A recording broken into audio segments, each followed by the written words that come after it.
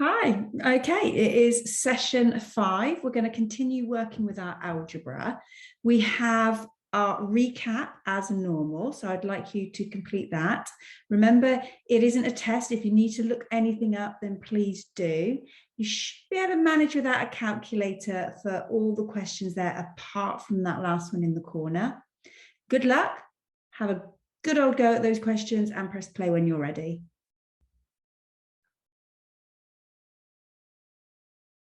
Okay, so there's your answers. I am going to talk through the garden question for anyone that didn't get it right. Obviously, if you did, you'll just move on to the new learning. But if you're not sure exactly how to attempt a question like that, I will go through it. But if you just hit that pause button for a moment, mark everything else, and then I will go through that one with you. So one of the things that I've tried to demonstrate is highlighting, looking for the key information in the story. Remember, there's just got to be a little bit of context so that we can create a worded problem. So this is all about gardens and wildflowers, etc. Now, the wildflowers have been sown in 40%, but the question is all about the grass, not the flowers. So it's really important that we make the distinction there. And if 40% are flowers, then 60% must be grass. So what we're actually being asked to do is find 60% of our garden. Okay. Now we should know that 60% means 60 out of 100. Of means times. And obviously the garden has been given to us in the question as 3.8 times 10 to the 5. And then you're literally just popping that in your calculator and getting your result. Now, 60 out of 100 is the way that we have learnt our percentages right from the early stages. So that should be really natural, especially to anybody that's done a lot of my courses. Some of you may have only just kicked in at grade 5 and not seen that before and may have used 0.6. Of course, that's absolutely fine because that's just an equivalent number version. You could have even put it into standard form and worked through with it as standard form. These are all equivalent forms at the end of the day, so they all work. Okay, so our worded problems, we're going to see more of them as the course goes on, just so that we can really be exposed to them and develop our skills in answering them. And if it did go well, then obviously really, really good work. We're looking at factorising quadratics. We're also in the same video going to be looking at solving quadratics. Now, I personally would see this as 2 sessions. I don't think you should let it flow all the way to the end. I think it will be too much, especially with the work that you've already done on the recap. So I would do this section, do the practice that goes with it, take a break, and then see this almost as a separate session on the end. Okay. What we're doing is we're taking this expression and we're going to put it back into this expression. So we know how to crab's claw this to create that. We are now going to learn how to be given this and get it back into its double bracketed form. So that's factorising quadratics. Now, there's a couple of things that I wanted you to notice before we started on the method. And the first thing I wanted to point out was that the bracket has 3 and 4 inside it. And when you do 3 times 4, you get the number on the end. And that's true no matter what's going on. The 2 and the 5, multiply them, you get the number on the end. And I think it's useful to know that the number on the end comes from 2 numbers that are multiplied together. But look what else is going on. If you think about the 3 and the 4 here, and you think about that number there, they are being added to create that number. And it's absolutely true here. They are being added to create that number. So now I know that what I'll be looking for when I'm working on this is 2 numbers that will go into my brackets that will multiply to make the end and add to make the middle. Now the negatives can make this a little bit trickier to work with. So we're going to introduce something to try and just make the negative side of this easier. And it's going to be a key. And if we can learn this key, it's going to make this topic actually really easy. I know it's well, it is a grade 5 topic, and it should feel hard, but I'm actually hoping that with this key and that knowledge that we've just armed ourselves with, it's actually going to feel quite easy. And the hard bit's just going to be the recall. It's just going to be remembering it. Okay. So this is the key that I'm talking about. Every question that we will be given will have 2 signs in it. So the question might have a positive and a positive. So I refer to that as pos. So if my question is pos, my answer, which is obviously my brackets, they're going to have a sign in each bracket. There's going to be 2 signs. And the signs that go in are actually the same. I don't even need to worry about it. So if I've got a pos question, I've got a pos answer. If I've got a pos neg question, I've got a pos neg answer. It's exactly the same. So when my question starts with a positive, I'm just going to copy exactly what I can see into my brackets. That is what I'm going to be doing. Slightly different with the negative though. If it starts neg and then it's positive, what will happen with the brackets is you'll repeat the first, but then you'll swap the second to the inverse and you end up with this neg. So a negative will always keep the first one and switch the second. So a neg pos becomes a neg. So what does a neg do? It keeps the first and it switches the second. So that becomes neg pos. And that is a key to learn. There's no getting around it. That's all a bit wibbly wobbly, but that is a key to learn. And that you can't, if you can get that secure, and to start off with, you're going to check in with it, aren't you? But if you can get that secure, it's going to make this much, much easier. All right, let's just start having a go and seeing what this looks like. So our first example is going to be x squared plus 3x plus 2.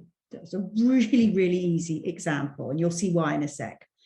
What I do is I always take that first, well, it's not the first number. I take the end term. It's the first thing I work on, which is what I was trying to say.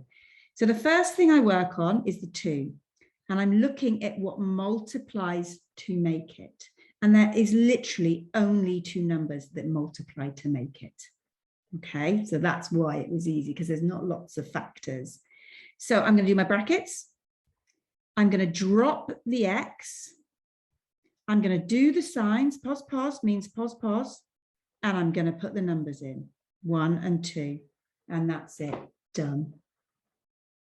Now, when it gets to negatives, you don't really want to work on the factors until you've done the first bit. So I'm going to write to the side here the steps, okay? So 1, you're going to do your brackets, you're going to drop the x, and you're going to do the signs. So we're going to do it in that order. And then step 2 is we're going to be looking at the factors. This is why it's called factorization. We're going to be looking at the factors of the last term. There is a step 3, but I'm not going to write it. We're going to do those 2 steps first of all, okay? So let's do our next example. We've got x squared plus 6x plus 9.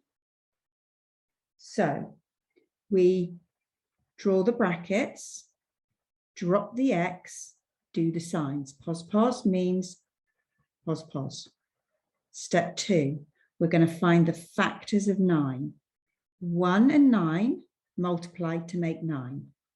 3 and 3 multiply to make 9. I want to choose the combination that will add or help me make 6. Now, 1 and 9 would add to make 10. I could make 8 as well. 9 take 1 would be 8. So I could get an 8 or a 10 out of that. But obviously, this is the one I want. this will get me 6. So I'm going to be choosing this one, and I shall just pop them in. And that last step, step 3,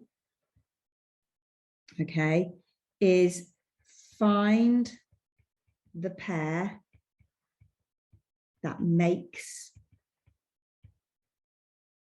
the middle. There we go. Okay, let's clean that off. Going to do another one now. X squared plus x minus 6. So I have now introduced a negative. Now the method isn't going to change. We've just written it down. We've got a key to help us. So everything is there. I would like you to go for it. Even if you only get halfway through and then you want to hit play, but go for it, okay? Follow the steps, see how far you get, press play when you're ready.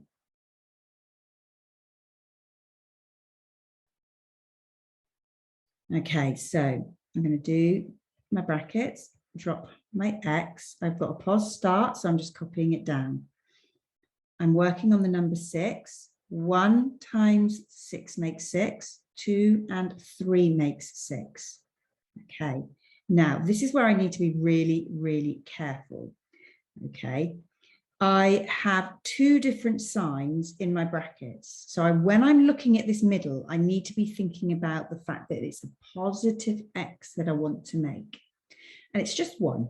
I've got 1x. So looking at the 6 and 1 combination, that isn't going to help me. Could make me a 5, could make me a 7, but it's certainly not going to make me a positive 1. This, however, will, because 3 take 2 makes positive 1. Yeah? 3 take 2.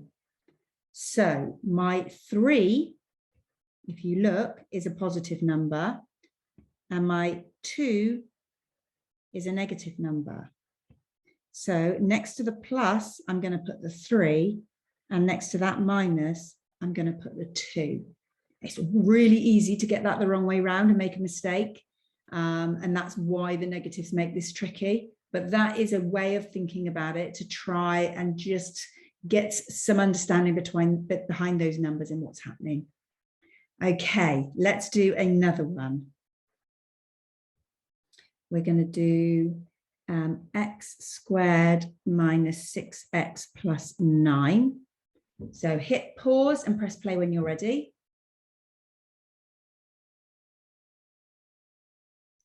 Okay, so we're going to drop the x. We've got neg start. So I must remember that means it's now neg neg. That second one is going to change. Now I'm looking at the 9.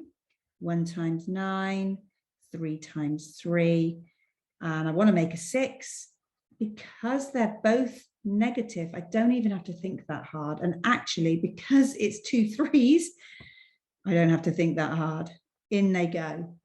And I've got x minus 3. X minus 3 is my answer. If you got that, really, really well done. Let's do another one. So we're going to do x squared minus 3x minus 10. Hit pause, press play when you're ready.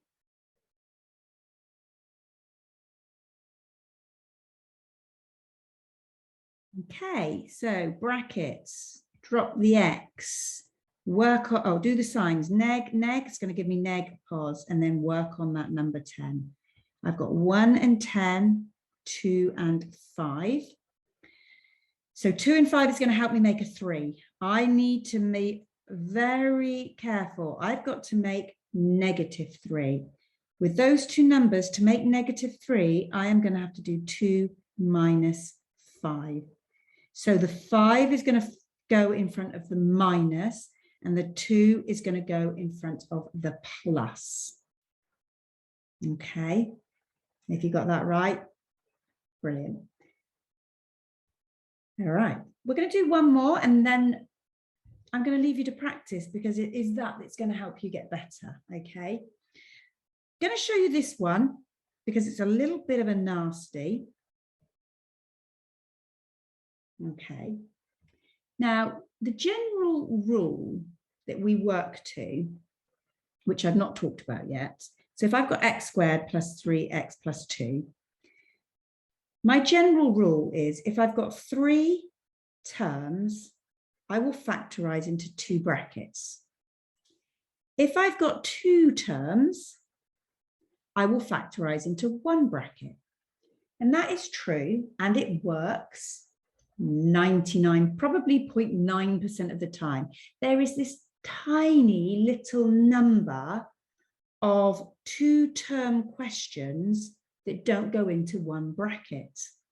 And this is an example of that. So we need to be aware of it in case they decide to do this one. This is going to be a double bracket. So I'm going to do my brackets, drop my x. Not really too sure about the sign at this stage because it doesn't really fit with my key. It starts negative, that's all I know.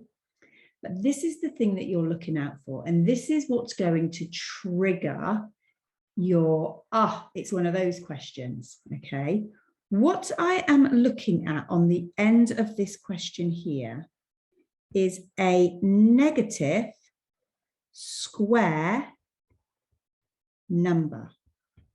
I am looking at a negative square number, and whenever that happens, so I could have had -4 on the end, -49, -64. As long as it's a square number with a negative in front of it, then it follows this rule of going into 2 brackets. So let's think about what multiplies to make 9 as a square number. That is 3 times 3. 3 squared is equal to 9. Therefore, the square root of 9 is equal to 3. That's our knowledge. That's what we know. But we mustn't forget that -3 times -3 also equals 9. So when I square root the 9, how do I know whether it was 3 times 3 or -3 times 3 that was used to make the 9 in the first place? So the square root of 9 could actually be plus or -3. And that's what we transfer into our brackets. It could be +3 or -3. So I'm going to crab's claw this out in order for you to be able to appreciate why there is only 2 terms. So x times x is x squared. X times -3 is -3x. Then we've got +3x. And then 3 times -3 is -9. And of course, when I collect up that middle, if I've got -3 and I add 3, I end up at 0. Nothing. They've eliminated and cancelled each other out. So I write x squared -9. And that's how a crab's claw can come down to just these 2 terms and why these 2 terms go back to a double bracket. So that's important to know. It's like I say, there's only a handful of questions that they're able to give you if they're going to stay within the normal times tables. So you're really, the trigger is that is a negative square number.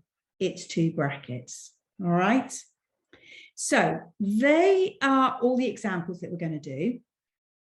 Here are some practice questions for you. So you're going to practice, work on them one at a time, mark as you go, make sure everything is going well. If you make an error, go back, look through your workings out. Can you see where it went wrong? And then, yeah, I would strongly recommend ending there, taking a rest, and then coming back to this video to finish it off. There's just a little bit more that I want to do. It's really at the top end of that grade 5, but we're here. I want to make those links. I want you to be aware of them. So we are going to take this to its sort of next level almost, even though we're at the top level of a grade 5 GCSE is the top level, isn't it? But this really is the next step up. Let's put it that way. So hit pause and then press play when you want to see the answers.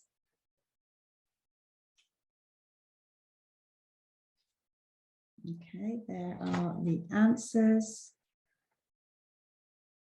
And then when you have finished marking, like I say, I would just stop the video there and then come back to me and I will show you the last steps of this topic.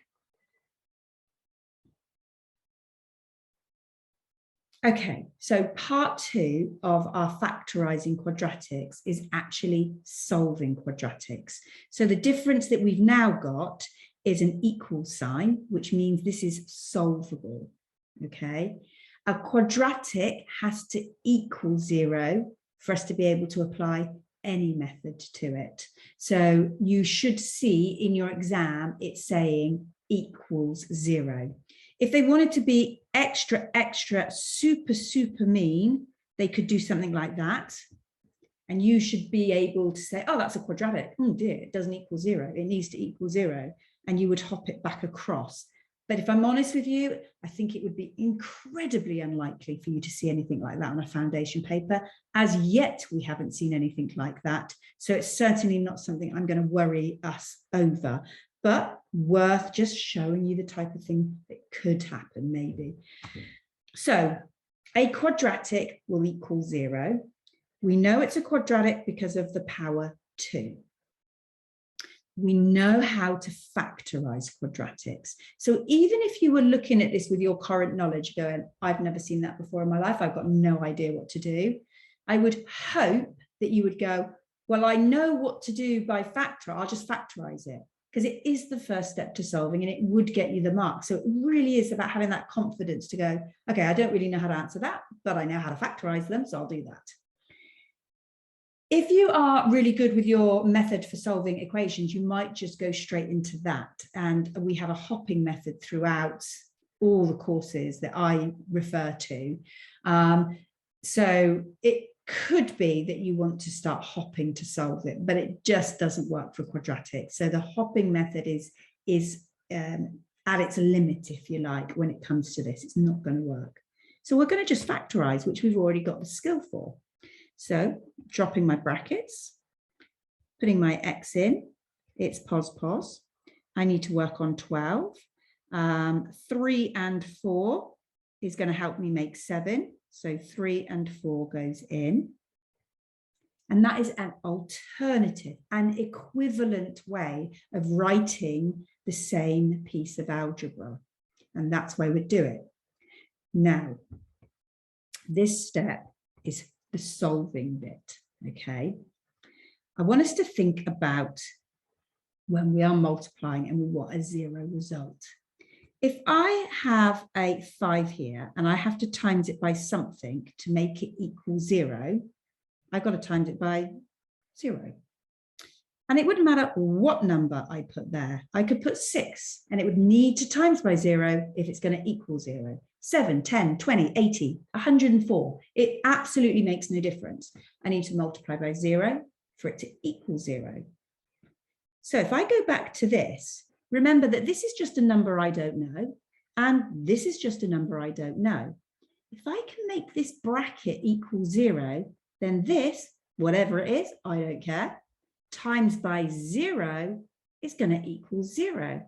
It's going to make this true.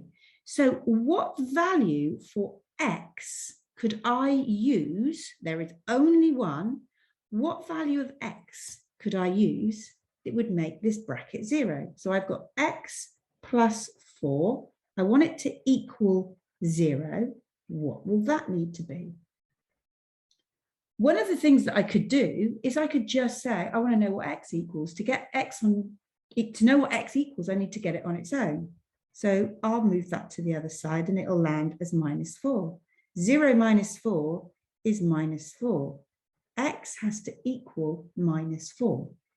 So here, x is going to equal -4.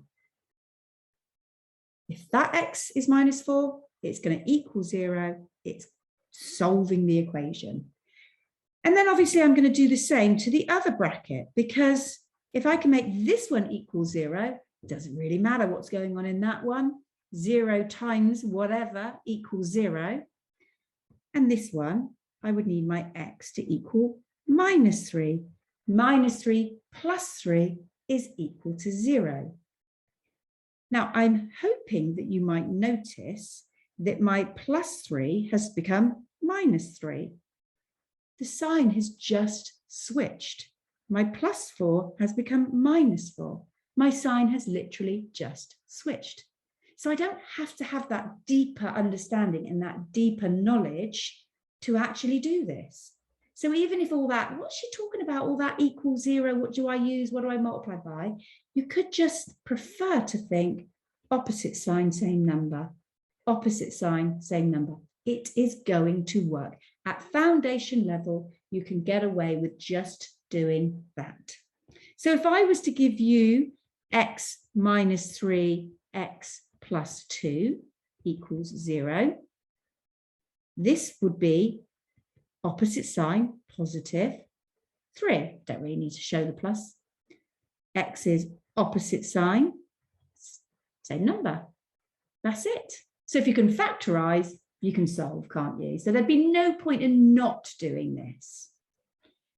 But I want to take it one step further again, because I also want us to make some links to the graphs. So if we were being asked to draw the graph, it would look like this: y equals x squared plus 7x plus 12. If we were being asked to draw it accurately, we'd have a table of results, x and y. And I'm not going to do this. I'm just doing it to try and see if I can jog a memory. And then we use this as a rule to work out all the coordinates. We plot the coordinates and we create our graph. And our graph, once it was created, would look something like this. It's going to have that smile, it's symmetrical, it's going to cut through the x-axis, it's going to cut through the y-axis, and the links to the graph that you draw and to the algebra that you work through are as follows. Here in the algebra, I'm saying that x equals minus 3 and minus 4. On a graph, that is my x-axis, and minus 3 and minus 4 are exactly where that graph crosses.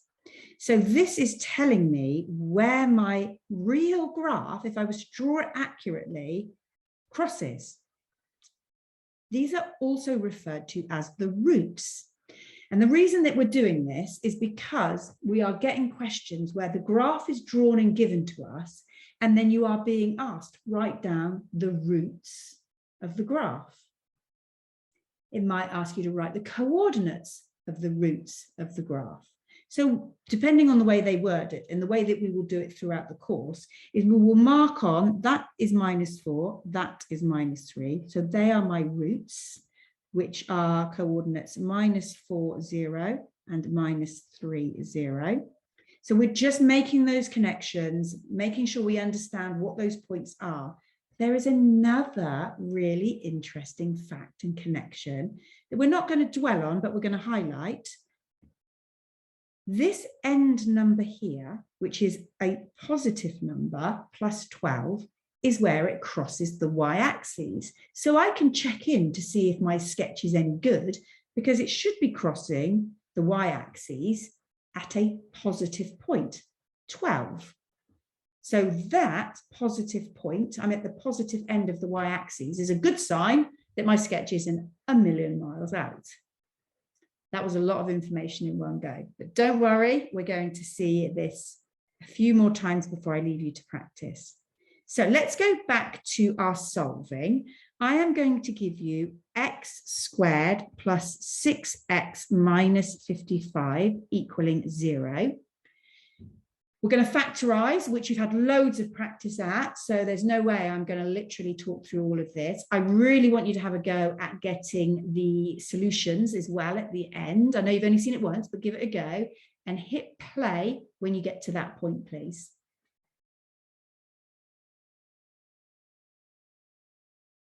Okay, so we are going to do our x and our x. It's posneg, so it's posneg. We are working on 55. And what multiplies to make 55 is 5 and 11, which is the combination I want. I want to make a positive 6 which means 11 is going in here and 5 is going in there. 11 take 5 is 6. That's my equivalent equation. Now, it's just opposite sign, same number. Opposite sign, 5, I don't really need to show the plus. And they are my solutions. Done. Getting the marks. Now we're going to do the graph. If you're feeling like, I'll give it a go, hit pause and give it a go. If you're thinking, I definitely need to see that again, then just continue watching. Okay, so I'm looking at my X solutions, and these are going to be the numbers on my X axes. So I'm going to have a -11 and a +5. So I'm going to draw my X axes. I'm going to probably cross my Y in around here, just because I know that my -11 is going to be further away than my 5. And then I'm just going to draw a sort of smoothish curve. I'm just going to come down, going to come round, come back up, try and keep it symmetrical. And then I know that this coordinate is -11, 0. I know this coordinate is 5, 0. Remember, these are also referred to as roots. And then I can do my check-in. It should be crossing the y-axis at a negative position, and it most certainly is. So that is the sketch of the graph that goes with the algebra that we were given. Everything's linked. Everything's linked. Okay. So this one, I want you to have a go, literally start to finish, do your best. If you get stuck, it doesn't matter, does it? You'll just press play. So there you go. Press play when you're ready. So brackets, drop my X. It's neg pos, so it's neg, and I'm working on 30. Okay. Obviously, there's lots of factors. I'm just going to go straight to the one that you should have used, which was 6 and 5. I don't need to think that hard about where they go, so I can put them in. If you put your 6 and your 5 the other way around, it doesn't matter. Okay, and then I've got my solutions, X equal to 6, X equal to 5. Okay. Looking at my graph, I can see that my X is 5 and 6, and they're both positive. So I'm going to draw this, and we're going to just pretend 5 is about there. We'll say 6 is about there. I'm going to come through, curve, and go up. I've got to go quite steep, which makes sense, really, because it's plus 30, so it's going to cross at quite a high point. So if the shape of your graph is different, it genuinely doesn't matter, because it's just a sketch. And they are, if they were ever to ask you to sketch, it's just giving an idea of what the real thing would look like. We're only doing it just so we can make those connections with the roots and that understanding behind what bits of the equation link to the graph. So the coordinates are 5, 0 and 6, 0. Okay. So well done. If it's coming together and starting to feel a little easier, let's do another one. X squared plus X minus 56 is equal to 0. Press pause and press play when you're ready.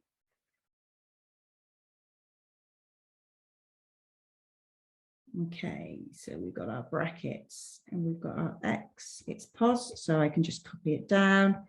Working on 56, we should have found 8 and 7. I want to make positive 1x. So the 8 must go there and the 7 must go there. So my x is equal to -8 and my x is equal to positive 7. So my graph,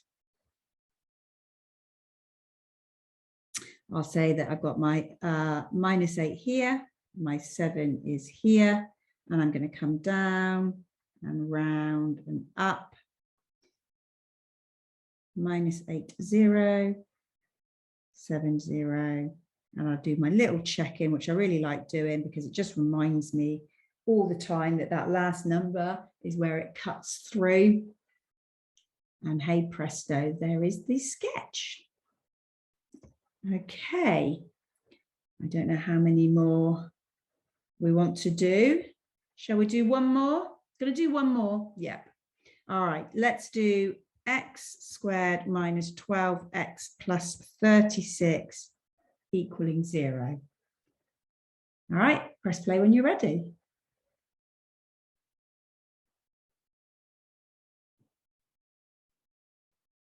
Okay, so we've got x, it's neg, so it's neg. We're working on 36. The two you should have found were 6 and 6, so they go in. So x is equal to 6 and x is equal to 6, the exact same number. Okay, so if you got that far and then you were a little bit like, what are we doing with the graph here? I totally understand why you felt like that. Let me show you what's happening with our graph. We know that the x value is going to be 6. Let's just stick it there. Okay. It's going to create a graph which doesn't cut through the x. It's going to sit on the x. So it meets the x-axis at one point. It meets it at positive 6. So I'm actually going to come through, hit at the 6 and come back up. And then you will see, oops, hit the wrong button. You'll see that we're at positive on the y and we're just at 1 point. So the roots of this graph, actually there is only one, 6, 0. There is only one solution, x is equal to 6. So a little bit different, so hence me throwing it in there. We've got lots of practice. I would just say one thing. If you are finding the sketching of the graph just a little bit of a stretch, don't do it. You don't have to. I'm really pushing at this level. I want you to be able to solve. You need to be able to find the solutions. Those questions are common. You don't have to draw sketches in the exam. So that's never going to be a thing. But you may be given a graph and then they may start talking to you about the roots. And if you're just doing this as part of your learning, when that comes up, it will more likely trigger a memory and you may get those marks as well. So it makes sense to do it. But if it's just, like I say, a stretch too far and you don't feel ready for it, then scrap the graph side of it and just concentrate on the solving. All right. So there are 8 questions for you to practice. Again, the normal thing, please mark and then go back. Don't do all 8 and then mark. And I will put the answers up in a sec and I will see you next session. Really well done. This algebra is high end, so you're doing a great job.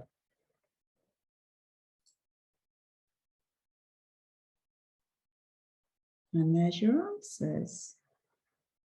We're going to fit them all in? Just about. In fact, let's just make it a bit smaller. There, that's better.